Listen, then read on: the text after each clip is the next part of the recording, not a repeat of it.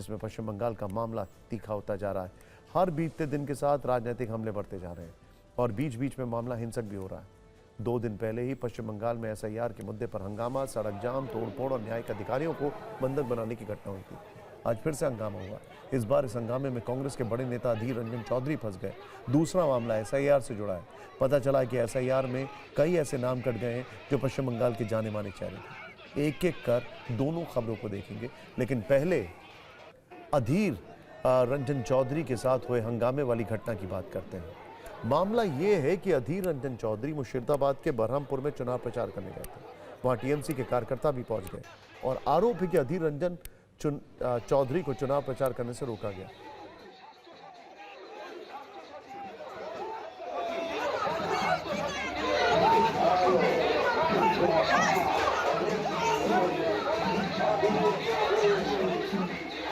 कांग्रेस कार्यकर्ताओं के बीच हाथापाई हुई, जिससे हंगामा बढ़ गया।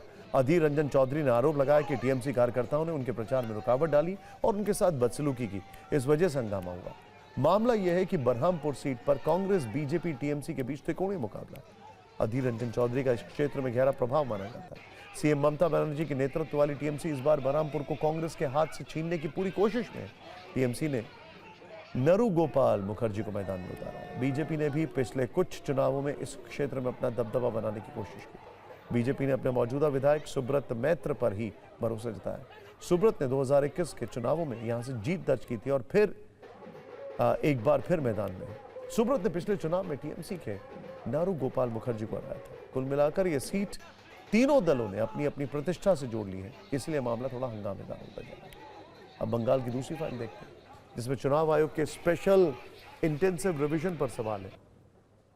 पश्चिम बंगाल में SIR को लेकर विवाद बढ़ता जा रहा है। राज्य की वोटर लिस्ट से कई प्रमुख हस्तियों और उनके परिवार के सदस्यों के नाम हटाए जाने का आरोप है। इन बदलावों को लेकर गड़बड़ी और पक्षपात के आरोप लगाए गए, जबकि प्रभावित लोग अपने वोटिंग अधिकार बहाल करने के लिए अपील और दस्तावेज जमा करने में जुटे हैं।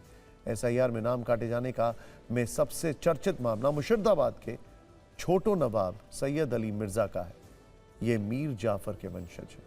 उनका और उनके बेटे सैयद मोहम्मद फहीम मिर्जा का नाम वोटर लिस्ट से हटा दिया गया है।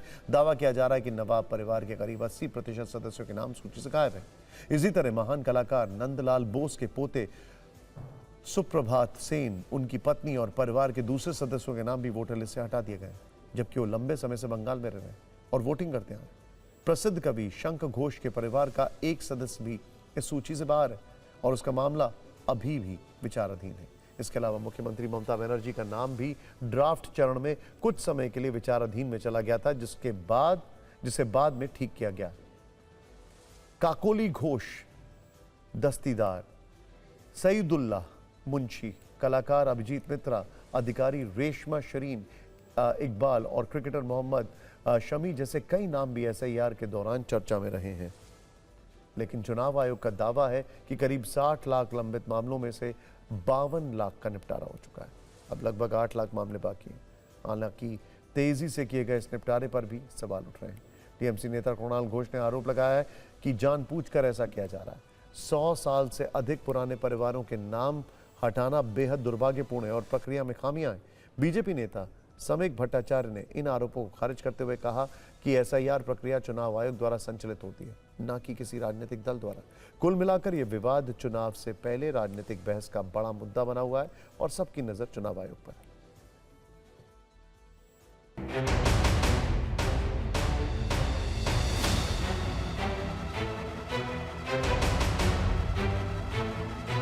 हम जब वहाँ पर गए तो हम लाइन में खड़े हो गए। मेरा फोटोग्राफ हुआ, मेरा फॉर्म फिलअप किया, मैं सिग्नेचर कराया। जब वोटर लिस्ट निकला तो मेरे बेटे ने कहा कि आपका नाम अब्बा बहुत पड़ा है। मेरा नहीं, मेरे बेटे का भी मेरी मम्मा का भी है। हम अजीब बात है। मैं तबियत खराब हो गए, इलेक्शन कमीशन के सम्मान के लिए, उनके बच्चे के लिए मैं वहाँ पर गए, उनको मैंने सम्मान दिया और उन्होंने मेरा नाम बात दे दिया। आज हमारे साथ ऐसा होगा, क्या होगा भाई? क्या बोला क्या हमने, क्या प्रॉब्लम किया मैंने? मैं हेड बनता है इंडियन सिटीजन के नाम वोट दें। अगर बंगाल को, वेस्ट बंगाल का जो प्रोमिनेंट फैमिलीज है, प्रोमिनेंट लोग जो है यहाँ पर, तो उसका फैमिली का जो नाम डिलीट हो रहा है, ये बहुत अनफॉर्चुनेट है। ये फिर से रिकॉन्सिडर करना पड़ेगा, क्योंकि ये बहुत दिनों से, बहुत बरस से, जनरेशन के बाद जनरेशन बंगाल का ही रहने वाला है। तृणमूल कांग्रेस का ये एक सोचे समझे साजिश है। तृणमूल कांग्रेस अपने बीएलओ को काम पे लगाकर ये डरा के धमका के ऐसी लोगों का नाम फॉर्म 7 पे उठाया है, अपलोड किया सिस्टम में, जिसका समाज में प्रतिष्ठा है और जिसका परिवार को सभी लोग जानते हैं।